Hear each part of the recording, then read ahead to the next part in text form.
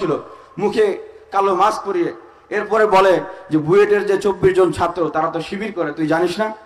তুই ঢাকা বিশ্ববিদ্যালয়ে পড়াশোনা করো, ছাত্র অধিকার পরিষদের সভাপতি, শিবিরের মুক্তির জন্য তোকে কেন আন্দোলন করতে হবে?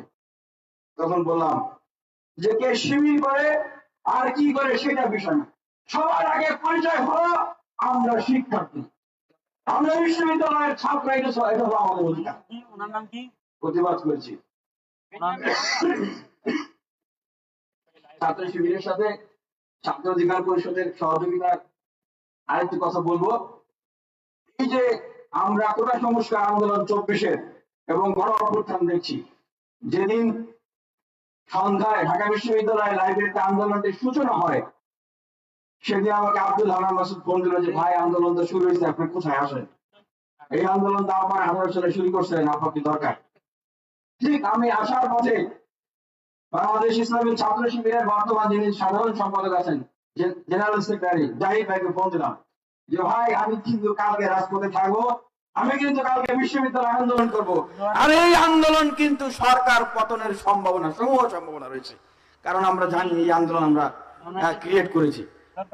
আপনারা কিভাবে সহযোগিতা করবেন? আমি বললাম আমি বিশ্ববিদ্যালয়ে আমরা থাকবো এবং হলগুলোতে যাব, শিক্ষার্থীরা যাবেন, আপনাদের যারা আছেন তাদেরকে আপনারা কিন্তু পাঠিয়ে দিবেন। উনি বললেন অবশ্যই অবশ্যই আমরা পাঠাবো, আমরা রাজপথে থাকবো। এখন প্রশ্ন জাগে, এই যে শহীদের বাবা এখানে বক্তব্য দিলেন, কথা বললেন, একটা কথা ছিল যে বিচারের বাণী নিভৃতে কাঁদে, অতীতে আমরা দেখেছি, কিন্তু আমরা আর চাই না বিচারের দাবি যেন নিভৃতে কাঁদে।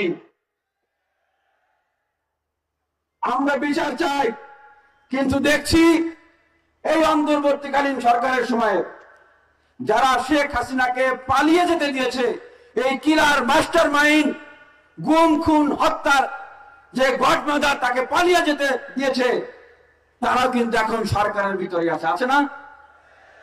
626 জনকে ক্যান্টনমেন্টে আশ্রয় দেওয়া হয়েছিল, তাদেরকে নিরাপদে পালিয়ে যেতে দেওয়া হয়েছে, তারা এই সরকারের ভিতরে আছে না? ওবায়দুল কাদের যে প্রায় 3 মাসের বেশি সময় দেশে থাকলো, নিরাপদে তাকে পালিয়ে যেতে দেওয়া হয়েছে, তারা দেশে আছে না? আছে কিনা? এখন দেখা যাচ্ছে যে ঢাকা বিশ্ববিদ্যালয়ের যে ঘৃণা স্তম্ভ তৈরি করা হয়েছিল, সেই ঘৃণা স্তম্ভ মুছে দেওয়া হচ্ছে। কারা করছে এগুলো? এগুলো তারাই করছে যারা শহীদদের বিচারকে বাধাগ্রস্ত করছে। শহীদের পিতা বলে গেলেন যে এই যে প্রশাসনে যারা ছিলেন, কিলার মাস্টার মাইন্ড যারা ছিলেন, তাদেরকে এক জায়গা থেকে আরেক জায়গায় বদলি করা হচ্ছে। শেখ হাসিনার আমলের তাদের ঘনিষ্ঠ মাস্টার মাইন্ডরা এখনো প্রশাসনে রয়েছেন। শেখ হাসিনার সাথে যারা বলেছিল ব্যবসায়ীরা, আমরা জীবনেও শেখ হাসিনার সাথে আছি, মরণেও শেখ হাসিনার সাথে আছি, হাজার হাজার কোটি টাকার লস হয়ে গেলেও আমরা শেখ হাসিনার কিছু ছাড়বো না। তার মানে কি? অন দ্য রেকর্ড তারা এই গণহত্যার সহযোগিতা করেছে। তাদের কয়জনকে গ্রেফতার করা হয়েছে এখনো আমরা কিন্তু দেখছি না। অথচ আমরা দেখছি নির্বাচন কমিশন বলছেন যে আওয়ামী লীগ তো নিষিদ্ধ না, তাদের নির্বাচনে আসতে বাধা নাই।